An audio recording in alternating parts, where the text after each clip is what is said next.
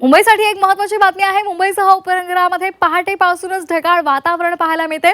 दक्षिण मुंबई आणि कुर्ल्यामध्ये पावसाच्या सरी सुद्धा बरसल्यात। त्यामुळे उकाड्याने हैराण झालेल्या मुंबईकरांना काहीसा दिलासा मिळालाय। 24 ते 48 तासात मुंबईचा पावसाचा अंदाज सुद्धा वर्तवण्यात आलाय।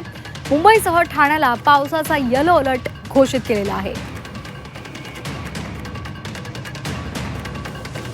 सीमा आडे आमच्या प्रतिनिधी आपल्यासोबत जोडल्या गेलेल्या आहेत। आपण त्यांच्याकडून या संदर्भातले अपडेट्स घेणार आहोत। सीमा, मुंबईला आणि ठाण्याला येलो अलर्ट घोषित केलेला आहे, काय या संदर्भातले अपडेट्स आहेत?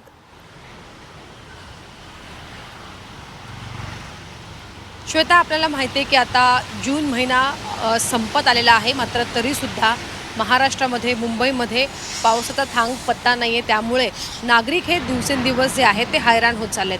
मुंबईमध्ये तर उकाडा प्रचंड वाढलेला आहे आणि त्यामुळे मुंबईकरांना मागील अनेक दिवसांपासून पावसाची शक्यता आहे। तर दुसरीकडे ग्रामीण भागामध्ये शेतकरीसुद्धा पावसाच्या प्रतीक्षेत अनेक दिवसांपासून आपल्याला पाहायला मिळतोय।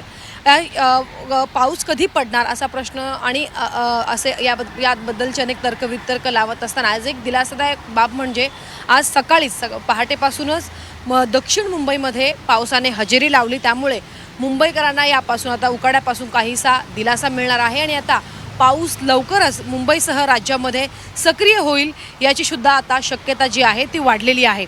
दक्षिण मुंबईमध्ये कुर्ला असेल, मानखुर्द, चेंबूर, सोबतच शिवाजीनगर, गोवंडी या भागामध्ये आज पहाटेपासूनच रिमझिम पावसाने हजेरी लावलेली होती। त्यामुळे मुंबईकरांना आता उकाड्यापासून आज काहीसा दिलासा मिळेल आपण पाहतोय। आणि सोबतच ठिकठिकाणी ढगाळ वातावरण सुद्धा निर्माण झालेलं आहे। त्यामुळे आता पुढील 2 ते 3 दिवस हे अतिशय महत्त्वाचे असणार आहे आणि ज्या दिवसाची आणि ज्या पावसाची आपण सगळेजण प्रतीक्षा करत होतो तो पाऊस आता लवकरच मुंबईसह राज्यभरामध्ये पडेल अशी शक्यता हवामान विभागाकडनं सुद्धा व्यक्त केली जात आहे।